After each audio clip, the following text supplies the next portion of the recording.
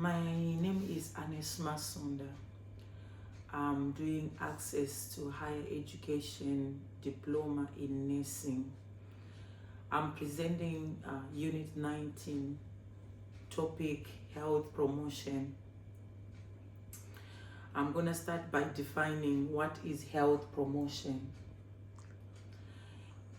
As defined by the World Health Organization, health promotion is enabling people to increase control over their health. I'll be focusing on prevention, education, and empowerment. I'll start with explaining models of health promotion. We have the medical model, and we have the social model, and we have the behavior change model, and the health belief model. Medical model, we are focusing on the disease and its treatment. This is usually led by professionals, and the examples are vaccination and medication, which is mainly administered at health centers. We also have the social model, and the social model focuses on the social determinants, which includes the income, the education, and the environment. This approach is usually a holistic approach which caters everything that is got to do with an individual, focusing on the individual's income, focusing on the individual's education, how educated is the patient or the individual, and also the environment in which the individual is living or the individual is actually residing. We are going to do a comparison of the models, medical versus the social model. So medical model, it treats the illness, while the social model prevents the causes of the illness. The medical focuses mainly when the patient or the individual is already ill or has already been affected, whilst the social model focuses on preventing the causes of the illness. The medical also is a short-term, whereas the social is a long-term process. When we are talking about treatment of the illness, we are talking about the vaccines. This is the medical model. We are talking about the vaccines, and we are talking about the immunization, like said earlier. But if we are talking about the social model, we are talking about preventing all the causes, looking at the clean environment, looking at the education, educating the individual, and also making sure that the individual is well aware of the disease or the illness before it comes.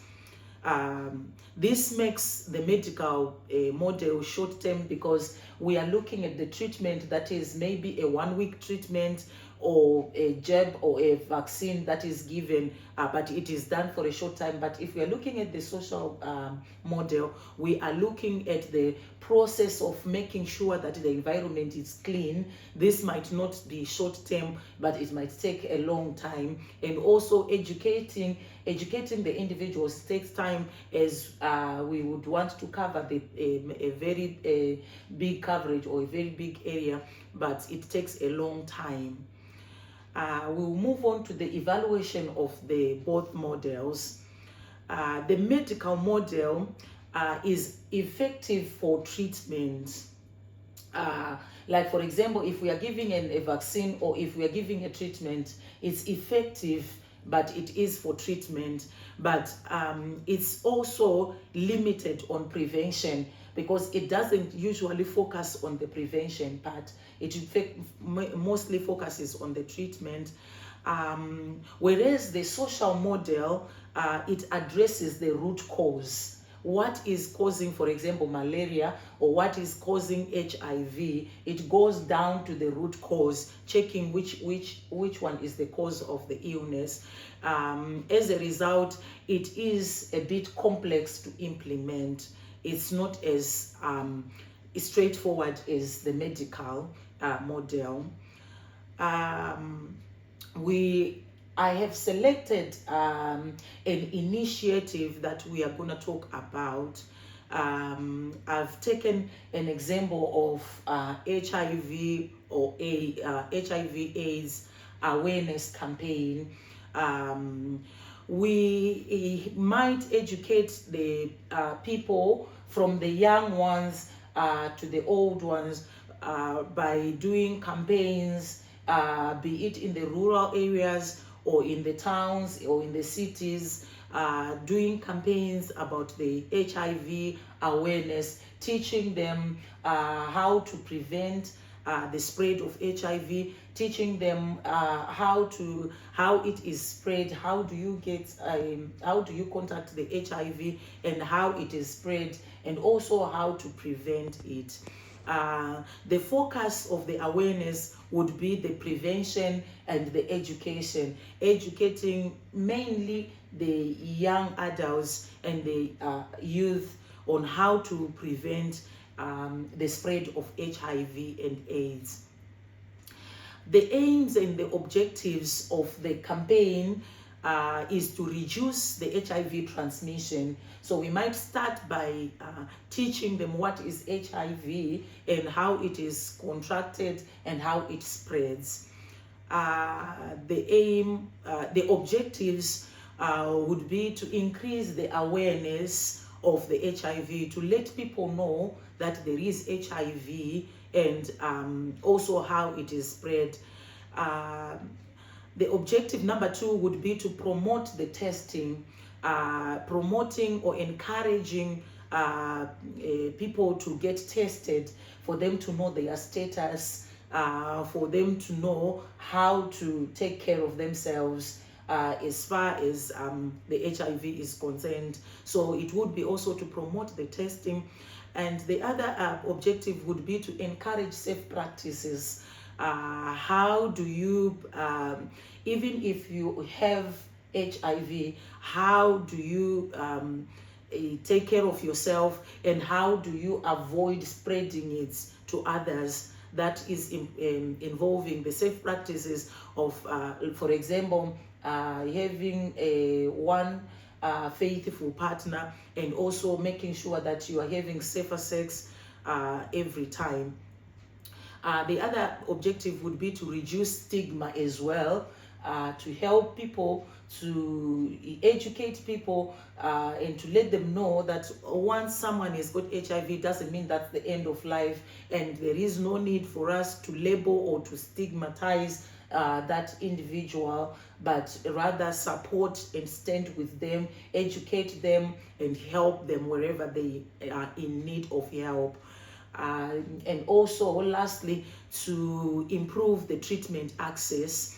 That is to let the people know how do they get the treatment, how do they access the treatment, if they go to the clinics, if they go to the health centers, and also try by all means to make sure that the health centers are as easily accessible as possible, so that they can get their treatment whenever they need it. We will move on to the evaluation of the initiative.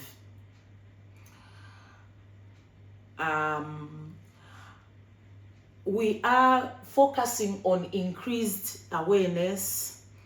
Increasing awareness helps the people to know that there is HIV and it is real, that it is there, and how HIV is contracted and how it is spread. And also on more testing, help teaching people and individuals and encouraging them so that we can have more people going for testing to know their status and to know what to do next, whether to continue to prevent or to practice safer practices. It's also, the initiative is also to encourage behavior change. As we know, mostly before people knew about HIV, they were just having multiple sexual partners. They didn't really take note of having safer sex, practicing safer sexual behaviors. So if the initiative is to change people's behavior so that they know that their behavior is also a contribution to their well-being and to their HIV status. However, we might also face cultural barriers. Like, for example, we have some cultures in African, most of African countries, whereby they promote polygamy, which might not be as safe as possible to promote a health sexual environment. So we see culture as a barrier sometimes to some of the practices to prevent the spread of HIV.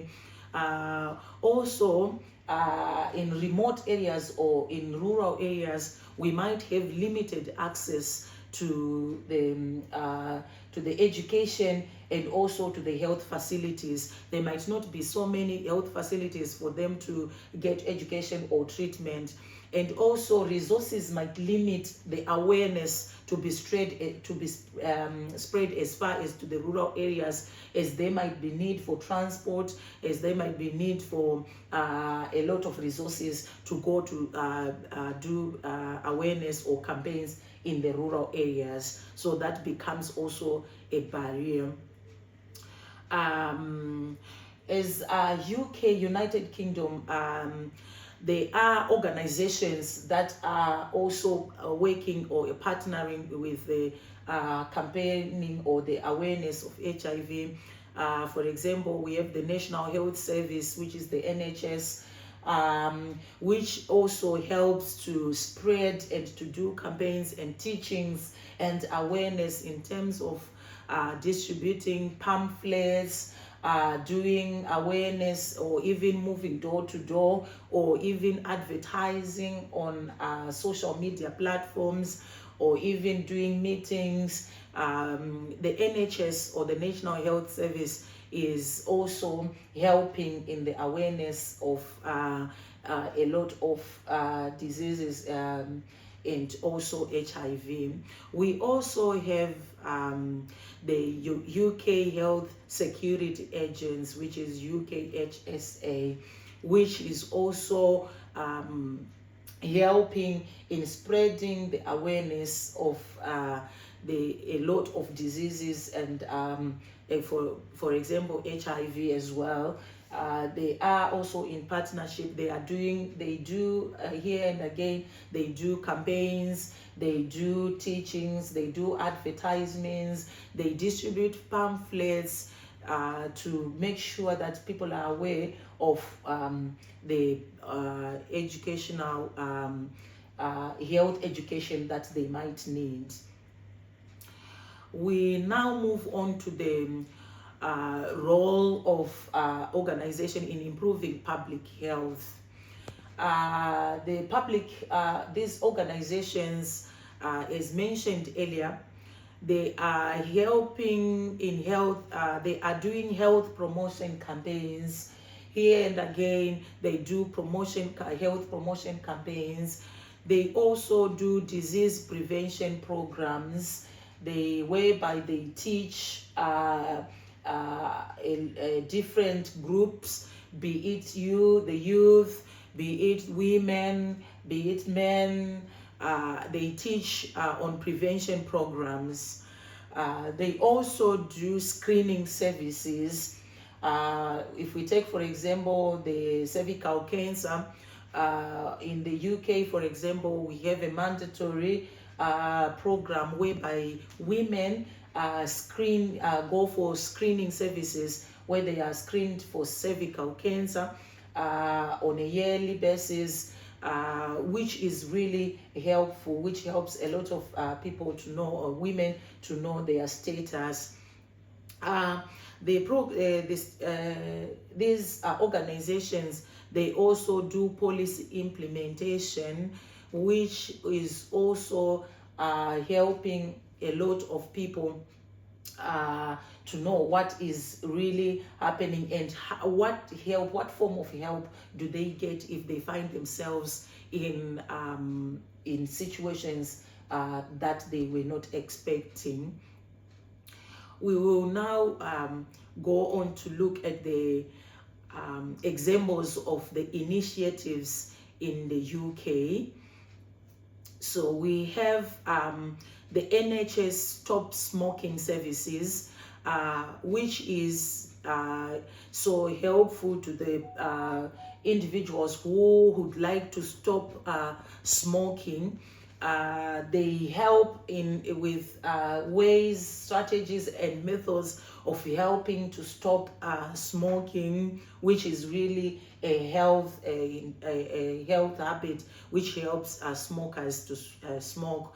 We also have the public health campaigns which promote quitting smoking, for example, whereby they help a lot of people and teach them how to smoke, quit smoke, and sometimes they encourage to do it in groups, or sometimes they encourage you to do it step by step using implementive methods to help stop smoking.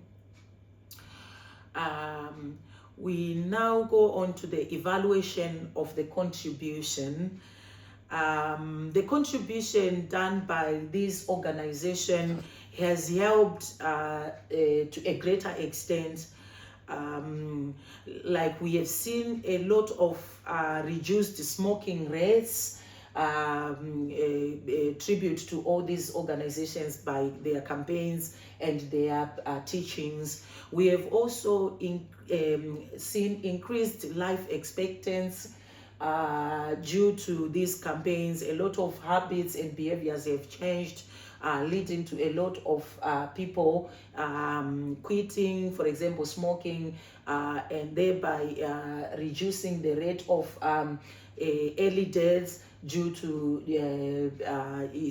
issues of tuberculosis or a lot of liver damage. We have also seen improved early diagnosis due to these campaigns and teachings. A lot of people have gone to get a diagnosis. For example, if we look at a lot of women who go for screening, for the cervical cancer screening, if they know that they have there are signs or there are symptoms of cervical cancer, they are now going on early diagnosis, which will also reduce the rate of the spread of the cancer, leading also to increased life expectancy. Then we also have on the other hand, we also have health inequalities, which is still remaining, whereby some people might not have access to the health education as others, and also the pressure on NHS resources. As we see, there is a lot of pressure as of late. The NHS is under pressure with for resources to help with their campaigns. In conclusion, we can safely say that there is a strong public health system which helps with the education. There is also effective national programs, and there are also ongoing challenges that we are still facing. But in conclusion, we are seeing a lot of change in people's lives and their health. Thank you.